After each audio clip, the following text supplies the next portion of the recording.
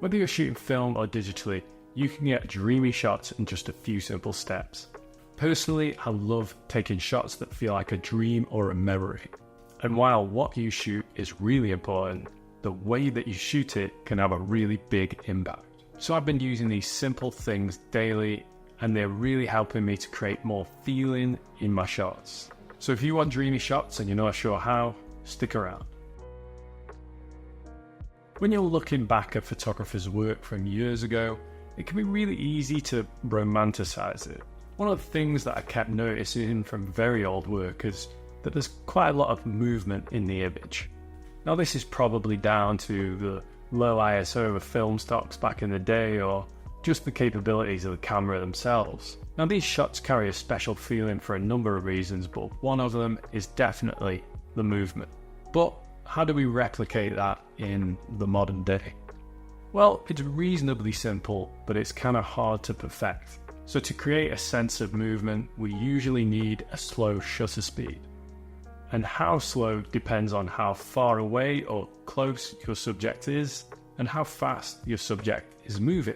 If a car is driving by right in front of you relatively fast, then a shutter speed of 1/30th of a second will show the movement of that car.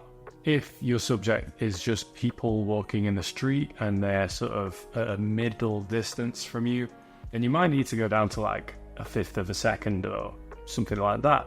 Now it's important that we don't go too slow. When you go too slow with shutter speed, then it can start looking kind of cheesy. This is why I'd suggest not going any lower than like 1/2 a second. Generally I shoot handheld, so usually I probably wouldn't go down lower than like 1/5 of a second.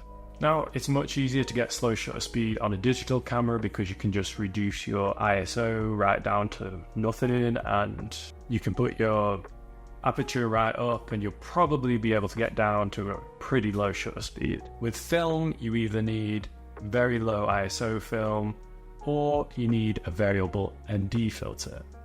I would just go with getting your variable ND filter, and then you can shoot whatever film speed you need and just put your variable ND filter on whenever you want to take these kinds of pictures. I wouldn't say that you necessarily want to shoot like this for every photograph, but it depends on the kind of environment you're in. You might see something and think, you know what, I might try and go for a low shutter speed here.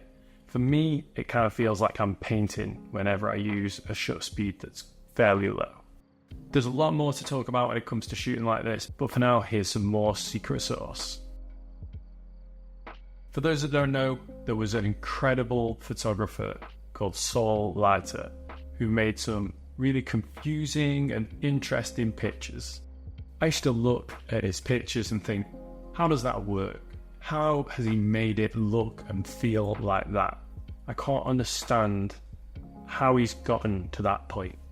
A lot of his images just don't make much sense at all. Now, don't get me wrong, there are a hell of a lot of aspects that go into Saul Leiter's work that have made it such great work.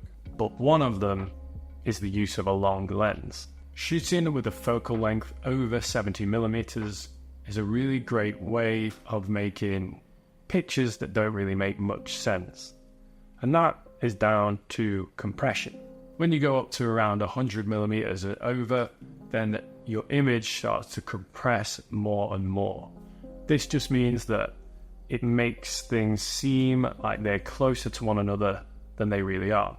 This sense of sort of disreality really can add to the dreamy feel of an image. Now, I'm not saying you should shoot on a long lens all the time. I actually shoot at like 35mm most of the time, but it's a really interesting way to add new elements to your shots because you bring in elements closer together that weren't that close together in reality, and it really changes the look and the feel. I just want to say though, one of the important aspects is using that long lens in sort of close quarters rather than far away.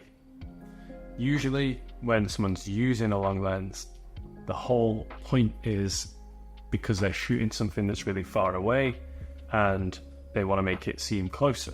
Well, when you look at people like Saul Leiter's work, he's actually typically using it in the close or mid-range, and that is probably what does so much for the image in terms of making everything feel really close together and really compact, and just bringing together that almost dreamy sense. If those 2 tips weren't enough for you, then don't worry, because I've got you sorted with a really great little tip. When we're taught about focusing in photography, we're taught about focusing on your subject. Make sure your subject's in focus and clear. All of those simple things that you learn when you first learn it.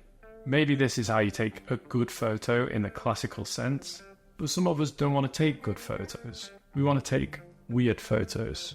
And that's why where you focus or don't focus is so important.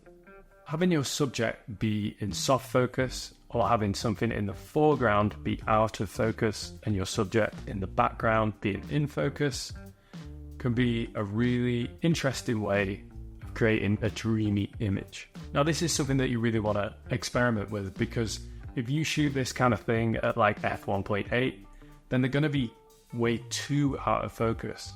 So if you want like your subject to be in soft focus, going like too wide open, it will suck. It'll look really bad. Whereas if you like at f8 or something, they'll be in soft focus. It's kind of like, it's like they're out of focus, but only marginally. And the same goes for your foreground as well. If your foreground is out of focus, but you're shooting at like 1.8, then again, it's just too out of focus. Like it looks wrong. So you've got to just find the sweet spot. Now, these are just a few techniques that I use to create sort of dreamy images that feel a bit like a memory or whatever. And I love using them. Of course, there are more ways to make dreamy shots, and sometimes it's just part of your style and how you make photos and how you edit them and things like that. Maybe that's another video for another day. Thanks for watching, and I've got a load of other videos that you might enjoy. Things that are about tips and tricks, and even film photography trips and things like that.